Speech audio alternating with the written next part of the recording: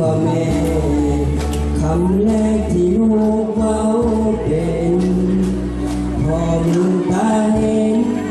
ก็แม่ของเอาลูกกินนมเจียลูกป้อนข้าวอ้อมกอดแม่เฮาสร้างคุณเหนือขนาดลูกขอให้แม่ฟ้าอุ้มแม่เป็นครูสอนลูกยามเดินยามเจ็บไข้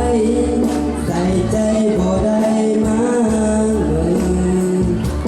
สุดเมื่อเกิดที่ได้บอกเขาตักแม่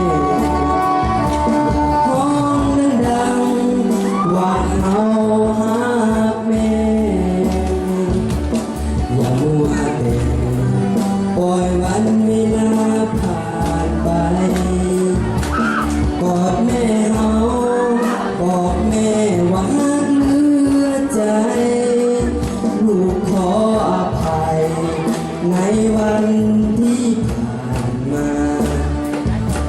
ลูกภูมิใจวันนี้ที่ได้มีแม่อย่าอ่อนแอเจ็บปวดใดจะเฮ็ดทุกอย่างบ่ยอมให้แม่ห้องไห้สุขใดในโลกจงเกิดกับแม่แม่เอ๋ยลูกขอ